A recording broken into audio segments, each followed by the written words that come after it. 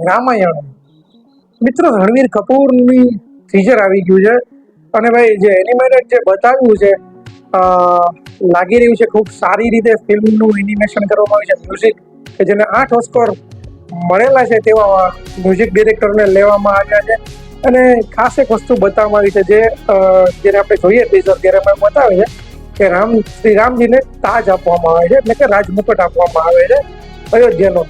તે અંધારું હોય છે પણ તે છે મિત્રો આપણા રામાનંદ સાગરજીની રામાયણના અરુણ ગોવિલી એટલે કે જે રામ જે બન્યા છે આપણા જેની છબી આપણા મગજમાં છે તે મિત્રો ખૂબ સારી રીતે એનિમેશન બતાવવામાં આવ્યું છે. અમુક સીન્સ જે છે એ આપણે એઆઈ જનરેટ લાગે પણ અમુક સીન્સ ખૂબ જ સારી રીતે એનિમેશનની સાથે સાથે જે સિનેમેટોગ્રાફી છે ખૂબ જ જબરદસ્ત દેખાડવામાં આવી છે.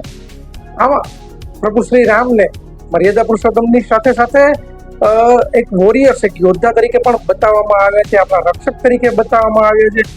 ક્લિયરિટી અને જે સિનેમેટોગ્રાફી અને જે એનિમેશન જે જોવા મળ્યું છે તે એકદમ લાજવાબ હટકે છે અને જે બતાવવામાં આવ્યું છે કે ભાઈ રામ જ્યારે વનવાસ તરફ જઈ રહ્યા હોય છે ત્યારે રામ જ્યારે અયોધ્યામાં હોય છે ત્યારે અજવાળું હોય છે, રામ જ્યારે વનવાસ તરફ જઈ રહ્યા હોય છે ત્યારે અંધારું હોય છે.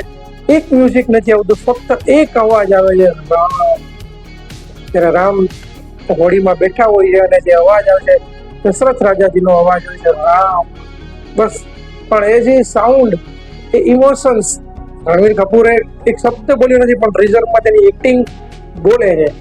એટલે કે ભાઈ આપણે જે પ્રભાસની જે રામાયણ આપણે જોઈતી તેના કરતા ઘણી બધી સારી આપણે જોવા મળવાની છે. આપણો જે પ્રાચીન જે વારસો છે, આપણી જે હૃદયને સ્પર્શી જે સ્ટોરી છે, જે સત્ય કથા છે, જે આપણી સમક્ષ એક અલગ જ રૂપમાં આવી રહી છે. ટીઝર લાગે છે કે ખૂબ જ સારી રીતે ફિલ્મ આપણે બતાવવામાં આવશે. પછી તો જોઈએ કે ડાયરેક્ટર શું કરે છે પણ લાગી રહ્યું છે કે ફિલ્મ ખૂબ જ સારી રીતે વ્યવસ્થિત બનાવવામાં આવી છે.